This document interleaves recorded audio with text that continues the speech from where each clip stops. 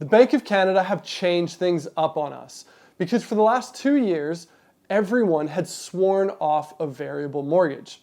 The reason was payments were jumping, people got anxiety because of that, and really most people who took a variable mortgage from 2022 felt that they were burnt by that product through all the rate jumps. But here's what's interesting. Variable rate mortgages are now coming in being quoted a lot lower than their fixed alternatives. And now people looking at a mortgage or a renewal are asking, do I stay with a fixed rate or is variable a better option?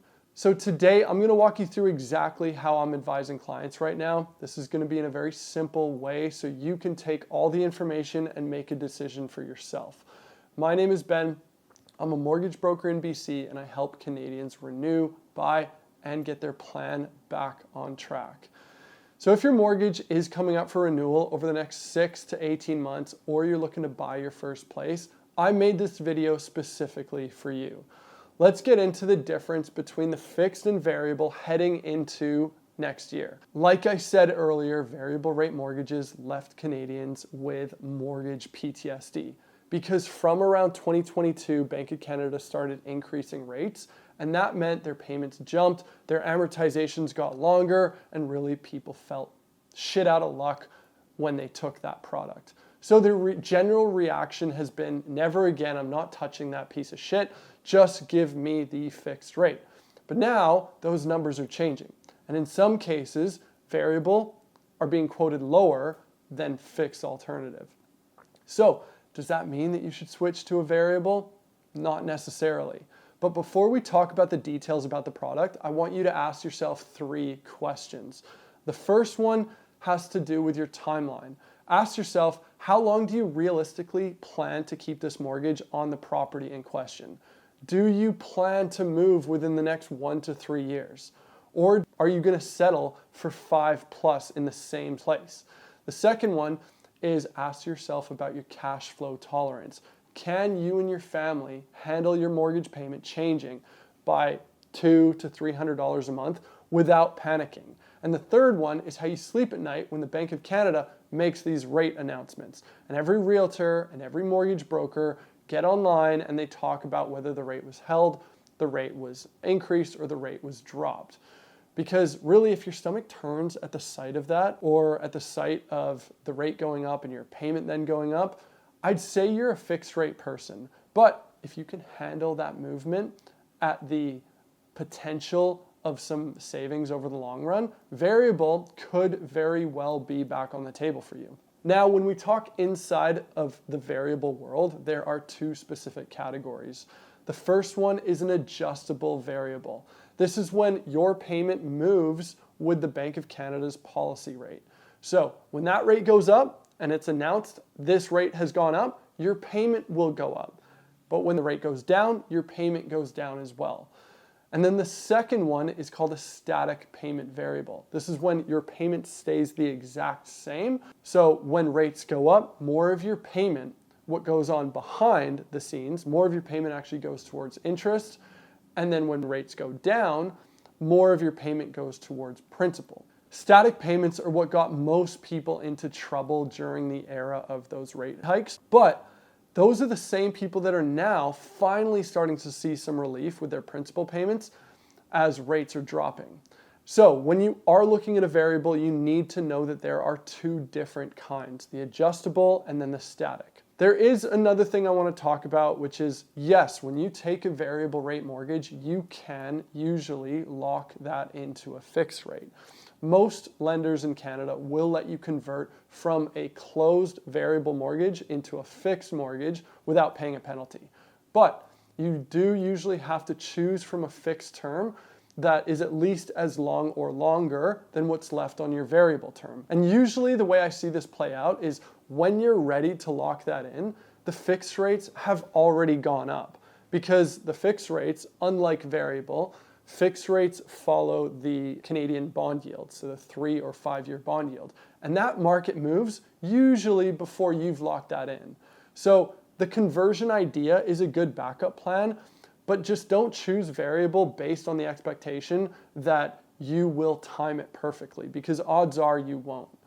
Only go with variable if you feel like you can stomach the highs and the lows of the Bank of Canada rate changes. The second thing I want to talk about is this new rental and investor rule. I talked about it in a video, I'll tag it here, but you've probably heard people talk about the changes that are coming to mortgage qualification on rental properties. Here's the simple version.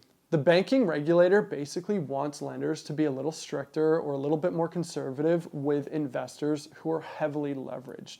There's a lot of opinions around this, but really your employment or your earned income will and still does help you qualify for your home and potentially your first rental.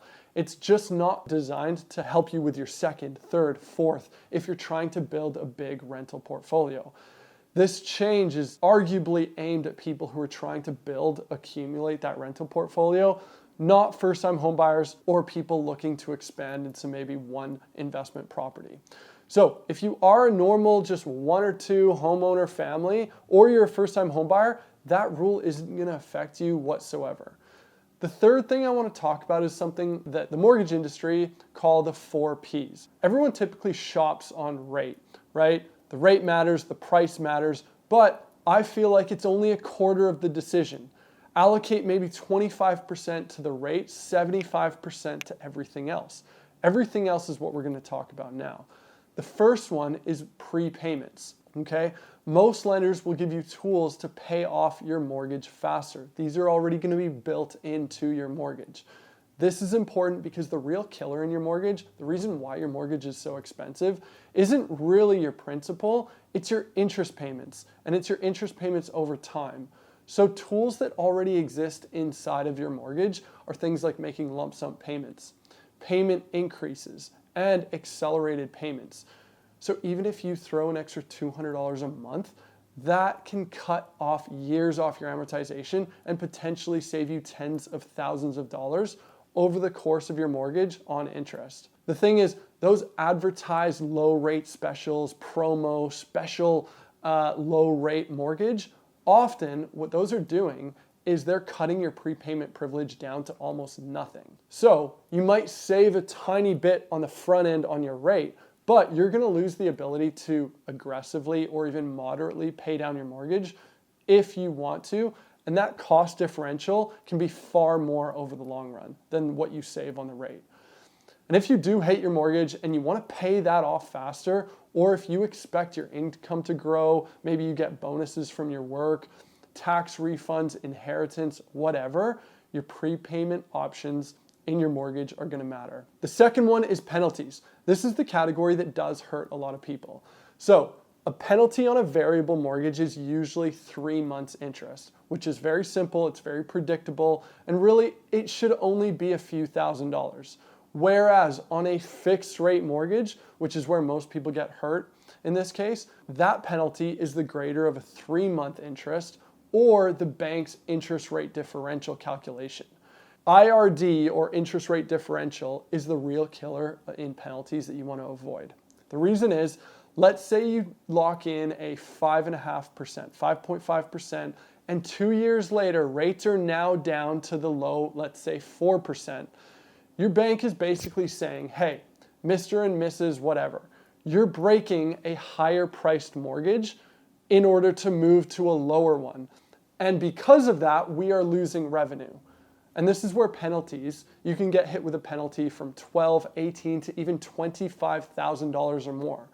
That's the part that nobody really wants to hear and nobody talks about, because even if there's a small chance over the next 3 to 4 years that you're going to move, you're going to refinance, you're going to upgrade or downgrade or look at a blend and extend for your mortgage, you cannot or you should not choose the mortgage based off rate alone. The penalty and the lack of the flexibility in that mortgage will not cater to your life changes. The third one is portability. Most of you may have heard of this, but portability basically just means, can I take my mortgage and my rate with me when I move away from this home?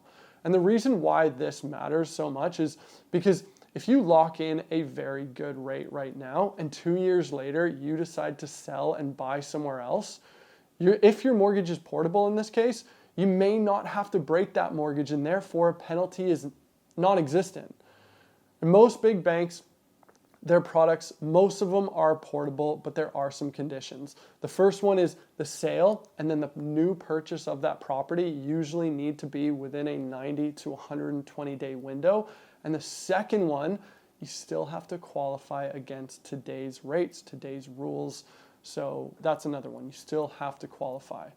Another key here is when you do choose your mortgage off of a super low discounted promotional mortgage, most of those are not portable at all whatsoever. And people don't realize that until they're locked into that mortgage and then they ask about portability. So if you are planning a move, or if you're someone who likes to chase opportunity, the portability feature in your mortgage can not only help you save tens of thousands of dollars, but it can also make your next move a lot smoother.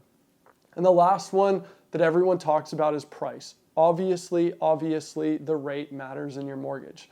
But the rate you get, or the low rate that you get, is only a good rate if your mortgage fits for your life. So ask yourself if your mortgage fits, and that means it needs to fit your timeline, it needs to fit your appetite for risk, the flexibility that you want, and whatever your future plans are. Because a great rate with really shit penalties is not a great mortgage. A great rate that isn't portable is going to trap you in somewhere. And a great rate with no prepayment options is going to slow down the way you pay off your mortgage and potentially your goals. So call me biased, but I believe your rate is just one part of a bigger decision, not the only decision in your mortgage. Okay, so I'm going to wrap this up, but before I do, what I'd love for you to leave with and take away from this video is, one, variable rate mortgages are back on the table again, but it's not automatically the better pick for everyone. It will depend on your situation, but that is exactly where personalized advice is going to matter most. And just be sure that you know whether your variable mortgage is either static or adjustable. That one difference alone could be the thing that sways your decision. Also, those investor rules about rental qualification, those are not aimed at regular homeowners. They're mainly only going to affect people who are aggressively trying to accumulate a ton of rental property, which isn't very common here. And please, do not pick your mortgage just off seeing a low rate. Pull back the curtain, ask some questions, definitely pull it up as an option, send it to your broker, ask about it, but do yourself a favor and apply those 4 Ps for yourself. You'll be in much better shape. And if you do have a renewal over the next 12 to 18 months, or you're thinking about buying and you want someone to lay out all your options and look at different scenarios, feel free to book a call with me in the link below. Thank you for watching. Subscribe to my channel if you can, and I'll see you in the next one.